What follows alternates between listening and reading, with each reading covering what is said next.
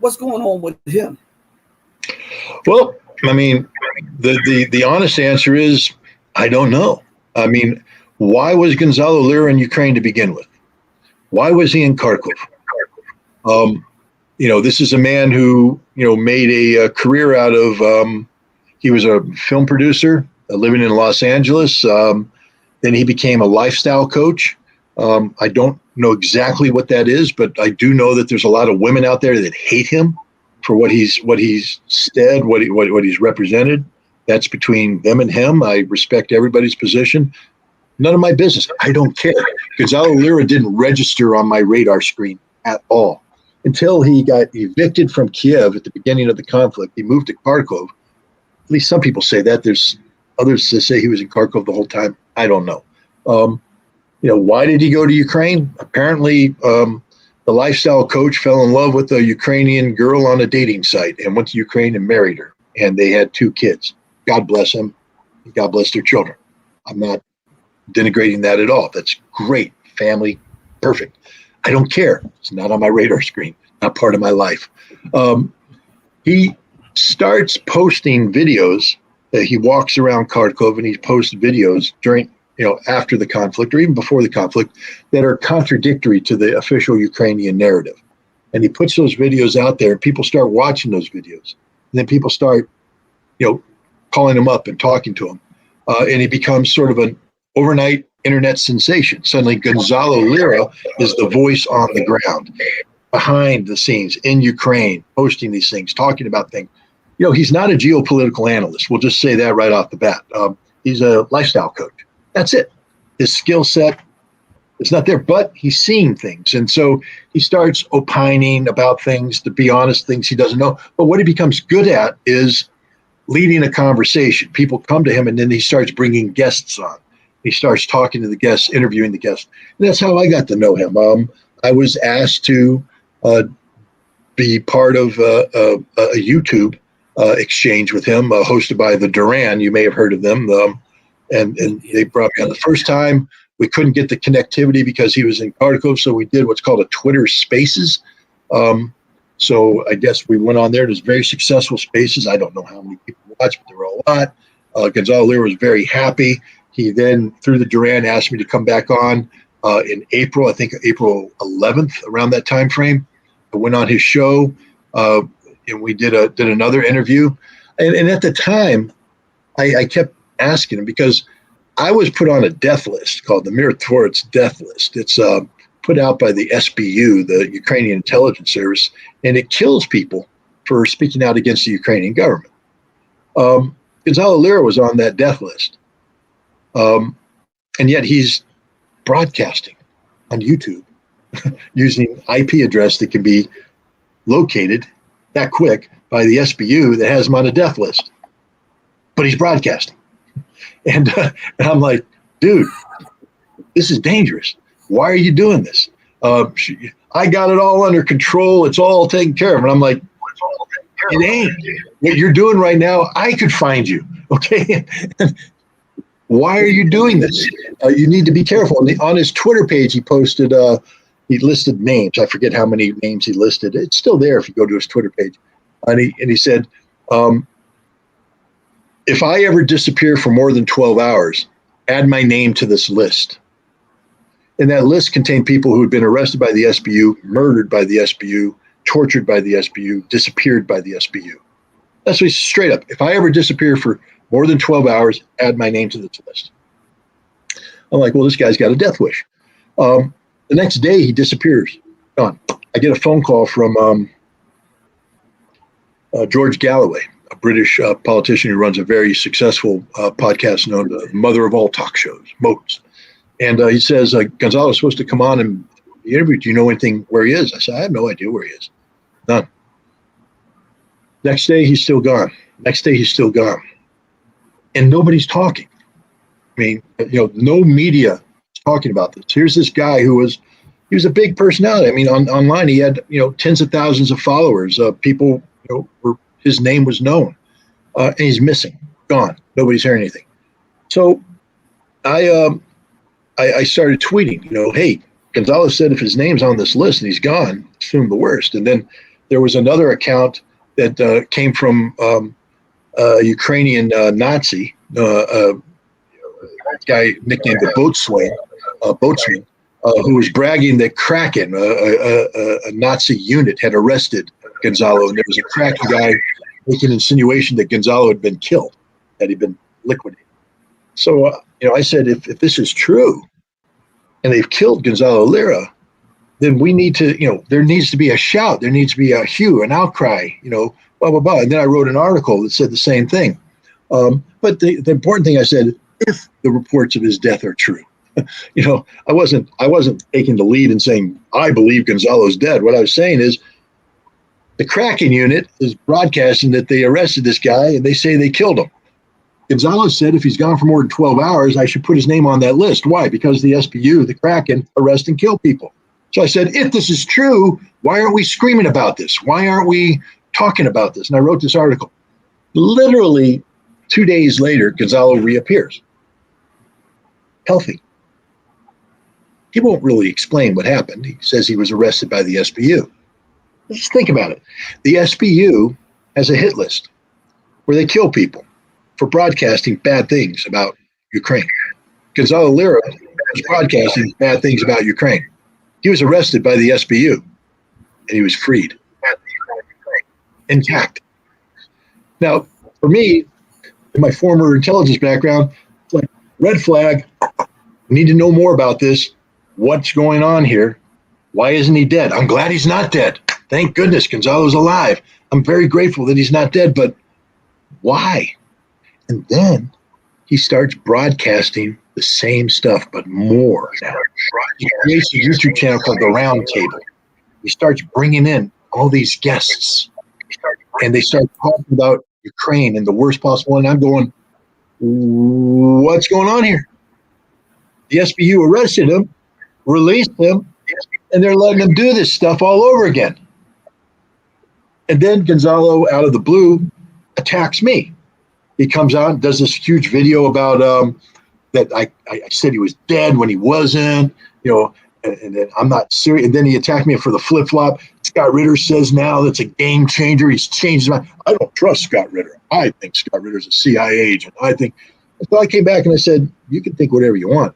I know you're an SBU asset. I know you're working for the SBU. Because the SBU doesn't arrest you, release you, and let you do the exact same thing they arrested you for unless they're controlling you. You're an SBU asset. You're working for the SBU. That's the only reason why you were let go.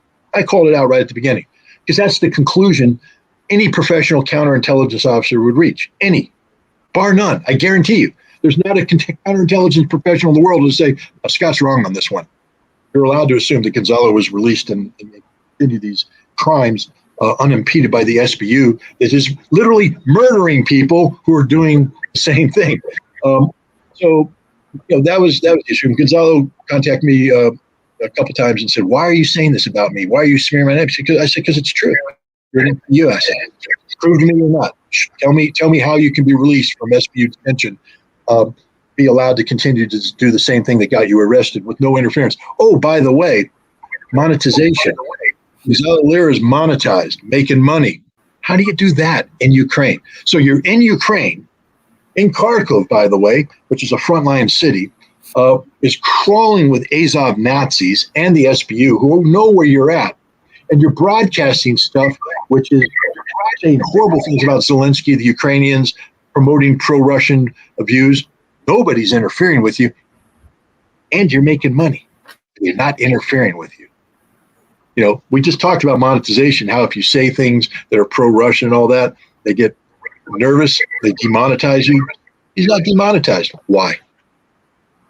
Because he's working for the SBU. Now, what are the conditions of working for this? This is all speculation. I don't have proof of this. I'm just telling these are red flags. If this was counterintelligence world, if I were an active duty counterintelligence officer, these would be the red flags I'd be flying. And I'd be taking to my boss, say, treat him as a controlled asset until proven otherwise. Treat him as a controlled asset until proven otherwise. Anybody who goes on his show, they're contaminated. You have to understand that. Then you have to ask yourself, why are they doing this? And the answer is that this is a laboratory. It's a laboratory of behavioral psychology.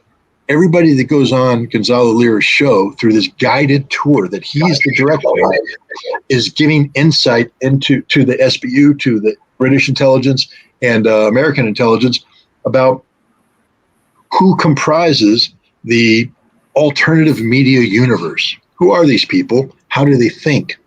And it's not, you see, you could get that just by observing. But for instance, you and I could sit here and have a conversation with somebody watching, right? But now if they have a question, how would Scott respond to this? Well, they have no way of knowing because you're doing your own thing. I'm doing my own thing. But what if you worked for them? Your earpiece, they said, ask Scott, what does he think if his dog attacked a cat? You know, Scott, what do you think of a dog attacking a cat? Oh, I think dog attacking a cat's the most horrible thing in the world. Da, da, da, da. Now you have the answer. Cause, effect, stimulus. And in behavioral psychology, this all builds up a personality database because in the human intelligence business, this is important stuff to know. And they're now getting it to the totality of the alt media universe. Everybody that went on Gonzalo Lira's roundtable, and he held a number of them, participating in a controlled experiment designed to collect data pertaining to behavioral patterns that are being used now to direct the discussion, guide the discussion, lead it in this direction, lead it in that direction. That's what intelligence services do in the human intelligence world. And Gonzalo Lira was a facilitator of that. Now, some people say, well, he could have done that unwittingly. I still don't know how. You were arrested by the SBU, charged with a crime that brings with it the death penalty, released, and you're doing the same thing. No, it's controlled. Anyways, that's what I believed happened. Now, when you're arrested the first time, you don't get released. Even Gonzalo Lira acknowledged he was under house arrest. Now, arrest means just that, arrest. You're not in charge of anything. I bet there's people in your audience who have been arrested by the police. I bet there's people in the audience that have had the police try to roll them. And if not, let's say your audience, like my audience, is pristine, perfect people, never committed a crime in their life, never did. We all know out there's people who do commit crimes. For instance, let's talk about the narcotic world, people who sell drugs. Do the cops want the small-time drug dealer on the street corner, or do they want the cartel boss? They want the cartel. How do you get the cartel? You roll the guy on the street. You roll him. And now controlling the guy is no good if he's in jail, right? If he's in jail, it can't do you any good. You got to get him out of jail, back on the street, and now he's selling those drugs, but you're controlling the interaction. You're actually helping him, by the way, because you're saying we're going to take out his competition here. He's going to go from not just operating on the corner of Wilson and 3rd, but we're going to bring him over to Wilson 4th, 5th, 6th, take him up to Spaniel Boulevard, and he's going to get a big territory. And now the cartel is going to come to him, and they're going to offer him a big contract. Da, da, da, da. And now, boom, you get that. That happens. But while this is happening, that guy, everything he does is controlled by you, manipulated by you at the top, including his money. He doesn't get to keep that money. That money goes to you, and then you give him the money because you're in control. You're in control of every aspect of his life. And if he screws up, as they always do, you just rearrest him, put him back in jail because it's a parole violation of the terms of your release. Gonzalo Lira was released back in April of 2022. He was rearrested in May of 2023. I don't know why. He was charged with the crime. All that broadcasting he was doing, now criminalized. He's now charged with all that roundtable discussion. We don't know why. We don't know what's going on. What we do know is that basically, he got rearrested. I would guess the big thing might have been not reporting sources of income, thinking that he could be monetized and not reporting. I'm speculating here. There's other things. Who knows? I know that you don't get released and get to broadcast unless you're controlled by the SBU. I know if the SBU rearrests you, it's because you violated some term of the agreement they had. And then they released him again in July. He tried to make a run for the border, the dumbest run for the border I've ever seen in my life. Again, I'm not a professional criminal. I'm assuming you're not either, Rashid. But we've seen enough movies to know the following. We're out of jail. We are out of jail, baby. And they gave me my passport back, the one that I was supposed to turn in so that I wouldn't run away. They gave it to me. And here's your passport. Oh, that ankle monitoring bracelet. They took it off and they never put it on. And so you're sitting there going, wow, got a court date next week. And they gave me my passport. I got a motorcycle.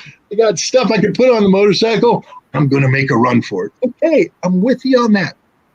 Cool, dude. But you know what you don't do?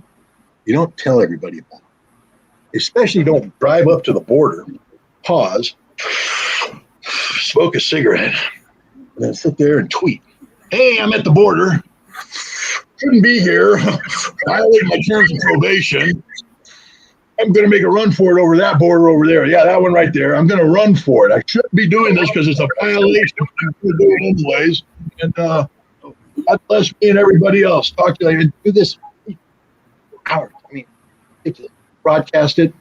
Then he goes to the border crossing point. He doesn't try to Steve McQueen it. You know what I'm talking about, the Great Escape, Steve McQueen.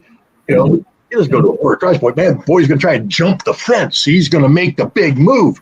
So that's all he didn't do that. He went straight to the border crossing point and said, here's my passport. And they went, you ain't supposed to be here. You're under arrest. And they arrested him and they got him back in the, okay.